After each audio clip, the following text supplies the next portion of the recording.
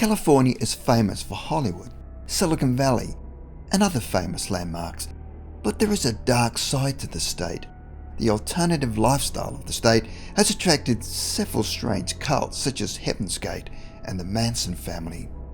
It also has the second most number of serial killers in the US after Texas. Some unsolved mysteries out of California are known to the wider world, such as the Zodiac Killer and Black Dahlia. Today we'll be delving into 5 disturbing unsolved mysteries from California.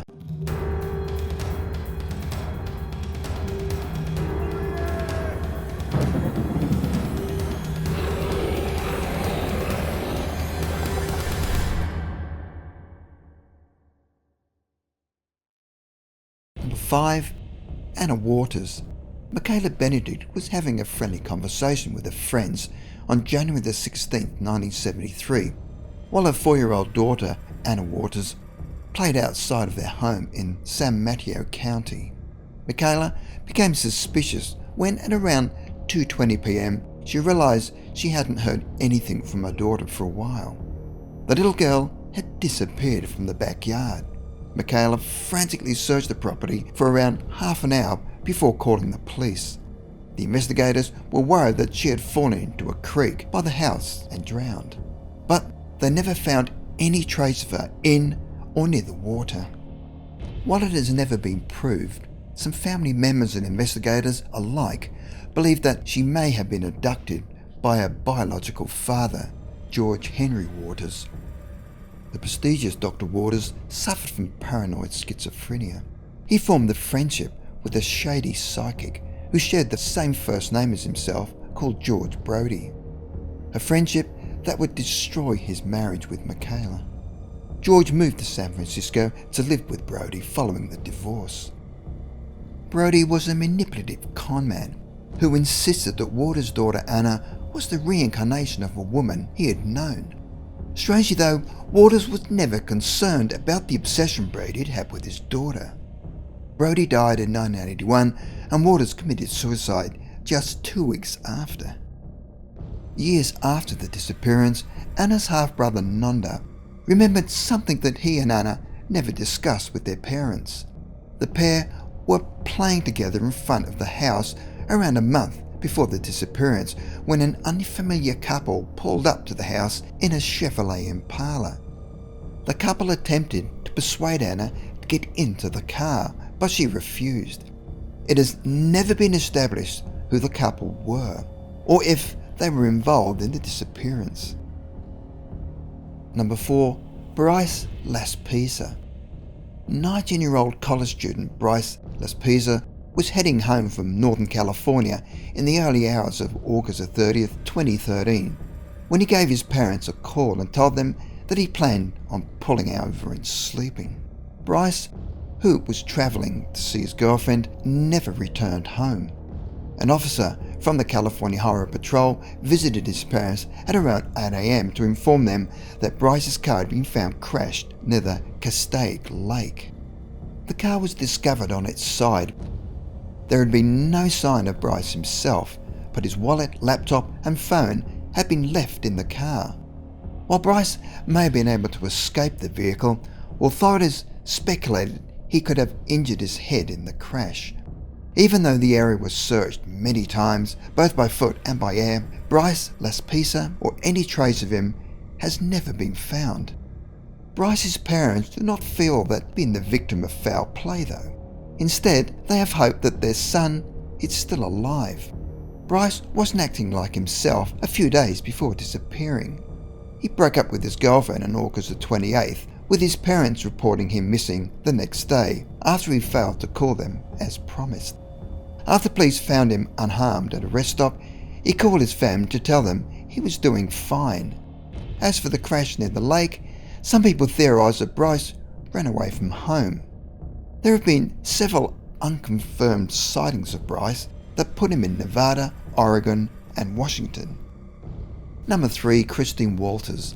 On November the 12th, 2008, a couple were walking to the city of Eureka when they found 23-year-old Christine Walters naked and bleeding on their doorstep.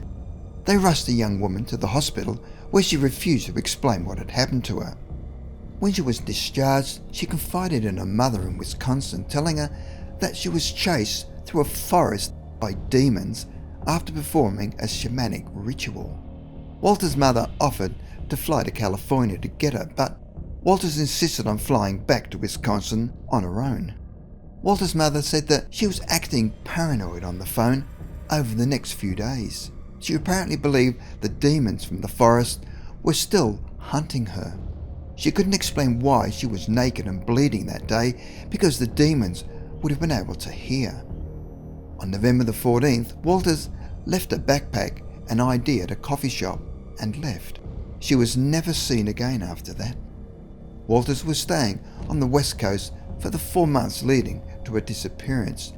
She had become fascinated by the natural beauty and alternative lifestyles of California.